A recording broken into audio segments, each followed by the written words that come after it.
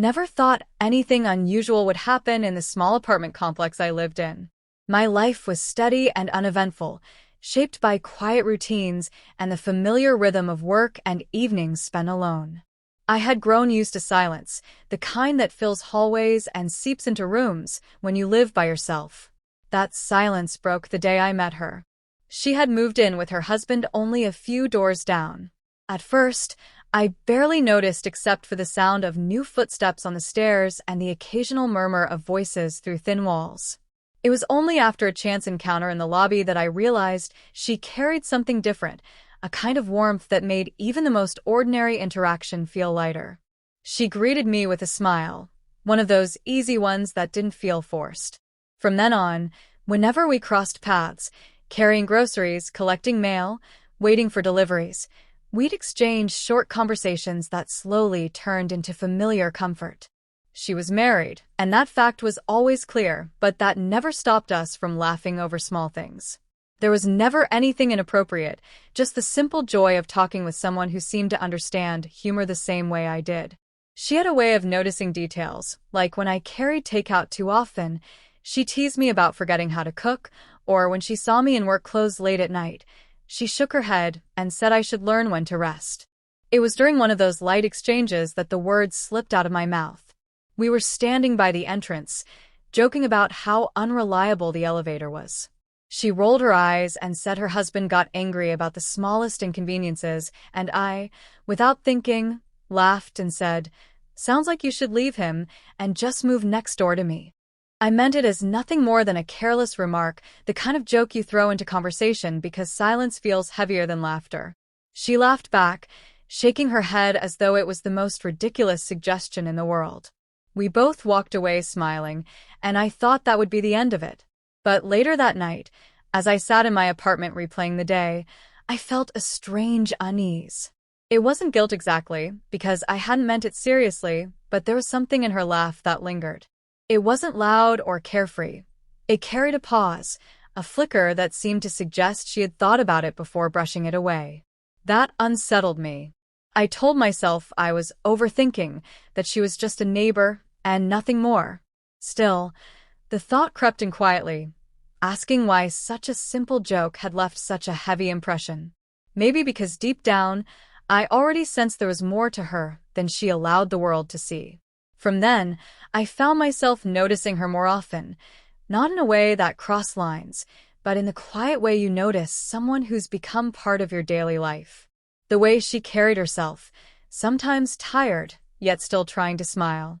The way her voice softened when she spoke to me compared to the sharper tone I occasionally overheard when she spoke with her husband. Little details I shouldn't have paid attention to, but somehow couldn't ignore. I didn't realize it then, but that joke was not something either of us would forget. It would stay, waiting for its moment, like a seed planted without intention. The days after that joke passed quietly, but something about our conversations began to change. She started lingering a little longer whenever we met in the hallway, as though she didn't want to return to her apartment right away. Small talk about weather or groceries slowly gave way to deeper conversations about books she loved, the city she missed from her childhood, and the kind of dreams she once carried but had quietly set aside. I listened, sometimes saying little, because it felt like she just needed someone to hear her without judgment. Her voice often carried that mix of relief and hesitation, as though she wasn't used to opening up but somehow trusted me enough to try. It became obvious over time that her marriage wasn't the picture-perfect one people might assume. She never spoke harshly about her husband, but hints slipped through her words. She mentioned how he often came home late, how arguments started over trivial things, how laughter between them had become rare. She said it casually, as if reporting the weather, but I could see the weight behind her eyes. I never asked too much, never pried. My role was simply to be there, and I held on to that role with care, knowing how fragile trust can be. Yet each time she shared, it drew me closer, even though I knew I had no right to step beyond the boundary of friendship. There were evenings when we would find ourselves on the balcony at the same time, sipping tea or coffee, leaning on the rail, speaking softly about life. Sometimes we laughed over trivial things, and other times silence said more than words ever could. Those silences didn't feel awkward, they felt like safety. She once looked at me and said I seemed like the only person who actually listened to her. I smiled in response, but inside those words struck me harder than I expected. I wasn't trying to be anything more than a neighbor, but the thought of being her escape, even in the smallest way, stayed with me. I began to feel torn between what was right and what my heart wanted. I told myself she was married, that her story wasn't mine to interfere with, but every conversation pulled me deeper. I tried to convince myself that the growing connection was harmless, that it was just friendship, nothing more. Still, when she laughed at something I said or looked at me with those tired eyes suddenly alive with brightness, I knew I was lying to myself. There was more there, something unspoken, something neither of us dared to name. It sat quietly between us, like a shadow that followed every interaction. One night she shared something different. She admitted she often felt invisible, as though her efforts at home didn't matter, as though she was living beside someone rather than with them. I didn't know how to respond at first, afraid of saying too much. All I could manage was a simple, "You deserve to be seen." She looked at me for a moment, eyes searching, as if weighing the truth in those words. Then she smiled faintly, almost sadly, and whispered thank you. That moment told me more than any long confession could. She wasn't just unhappy, she was lonely, and in that loneliness, my presence had become a place of comfort. I carried that knowledge with mixed emotions. Part of me wanted to step back, to put distance between us before the lines blurred beyond repair. But another part of me couldn't deny how much I looked forward to her company, how much life felt different when she was near. Every time I thought about pulling away, her laughter, her gratitude, or even her silence would draw me back in. I knew I was walking a thin line, but it felt impossible to change the path we were already on. The morning after we last spoke, I was still replaying our late-night conversation in my head when I heard a knock at my door. It was early, earlier than anyone usually visited. When I opened it, she stood there with a small bag in her hand, her expression a mixture of exhaustion and determination. For a moment, I thought I was imagining it. She didn't speak right away, just looked at me as if waiting for permission to step inside. Finally, in a quiet voice, she said, "I couldn't stay there anymore." I stepped aside, still stunned, and she walked in slowly, as though each step carried the weight of a choice she had been avoiding for far too long. She placed the bag near the couch, sat down, and held her hands together tightly. I didn't know what to say, whether to ask questions or to sit silently. She broke the silence herself, explaining that it wasn't about me or the joke, not entirely. Her marriage had been unraveling for months, maybe years, and she had been holding on more out of fear than love. The night before, after we talked, she lay awake and realized she couldn't keep living like that.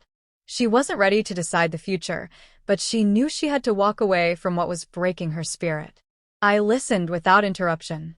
Each word seemed carefully chosen, as though she feared saying too much or too little. My chest tightened with a strange mix of relief, sadness, and worry. Relief that she had found the courage to take a step for herself, sadness for what she had endured, and worry about what this would mean for her, for us, for everything. I wanted to tell her she had done the right thing, but the words felt too small for the moment. Instead, I simply nodded, letting her see in my eyes that I understood. We spent the rest of the day in a quiet kind of stillness. She sat on the couch, sometimes speaking, sometimes falling into silence. She told me about the years she had spent trying to convince herself that things would improve, about how love had slowly turned into obligation, and how she had stopped recognizing the woman she once was. It wasn't dramatic, not filled with anger or bitterness. It was weary honesty, the kind that comes when a person has no more energy to pretend. When evening came, she looked at me and said she was scared. Not of leaving him, but of what came next. She had no plan, no clear vision of where she would end up. I told her she didn't need all the answers right away, that sometimes leaving was the hardest and most important part. She smiled faintly at that, a tired smile, but a real one. That night, she didn't ask for anything more than company. We sat together, speaking softly, sharing small stories, then eventually falling into silence. She leaned her head against my shoulder, and I felt the weight of her trust more than anything else. It wasn't about romance in that moment. It was about safety, about her finally breathing without fear. When her eyes grew heavy and she drifted into sleep on the couch, I stayed still, watching the quiet rise and fall of her breathing. In the silence, I realized how quickly life can shift. A simple joke, a neighborly friendship, and now here she was, asleep in my home after making the most difficult decision of her life. I whispered to myself, not intending her to hear, sometimes everything changes with a single knock. The days that followed felt different, as though a new chapter had quietly begun without either of us announcing it. She didn't rush into decisions, and I didn't push her toward them. She stayed in her own space most of the time, eventually arranging to move into a small apartment a few streets away. I helped her carry boxes, assemble furniture, and fix small things around the place, not as someone taking over her life, but as someone who simply wanted to see her stand on her own again. It wasn't easy for her. Some nights she doubted herself, wondering if she had made a mistake by leaving, but each time, she reminded herself of the peace she had begun to feel, and that was enough to keep moving forward. Our bond deepened not through grand declarations, but through quiet consistency. Morning walks to the bakery, late-night phone calls when the silence felt too heavy, and small acts of care that carried more weight than either of us admitted. I learned the food she loved, the music that calmed her, the stories from her past she had never shared with anyone before. She, in turn, reminded me of the beauty in small moments, how laughter over a badly cooked meal or sitting side by side in silence could mean more than anything extravagant. It wasn't about filling a void left by her marriage. It was about rediscovering herself while letting me be part of that journey. I admired her strength in ways she didn't recognize in herself. She thought she was fragile, yet I saw how much courage it took to walk away from a life that wasn't working. That courage inspired me too, teaching me that love wasn't about holding on to someone tightly, but about giving them the space to grow, even if it meant waiting quietly by their side. Slowly, what began as friendship wrapped in unspoken feelings started to take on the shape of something new. The first time she laughed freely in weeks, her eyes sparkling instead of tired, I realized this was what I had been hoping to see all along.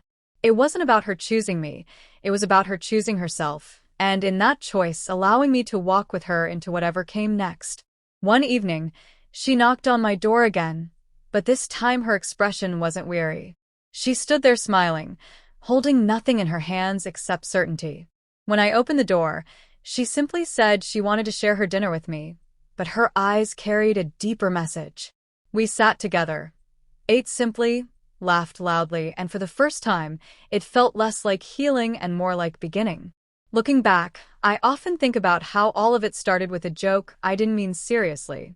Words tossed casually had somehow planted the seed of a truth neither of us wanted to admit at first. Life has a strange way of turning small moments into turning points, laughter into confessions, and neighbors into something much more.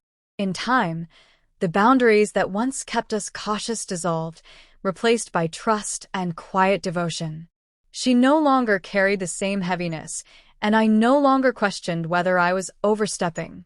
We found balance in simplicity, building something that didn't need to be rushed or explained. It was enough to know that when she knocked again, it wasn't about leaving the past, it was about choosing the future, one we were ready to step into together. Sometimes I still smile at the thought of that careless remark I once made, because I realize now it wasn't careless at all. Beneath the laughter, it was a reflection of something I must have sensed, but didn't have the courage to voice. Love often hides in jokes, in glances, in the moments no one else notices. And when the timing is right, those hidden truths rise to the surface and change everything. I thought I was joking when I told her she should leave, but she showed me that love has a way of turning jokes into reality and chance meetings into destiny. What I found with her wasn't dramatic or rushed. It was real, and it was our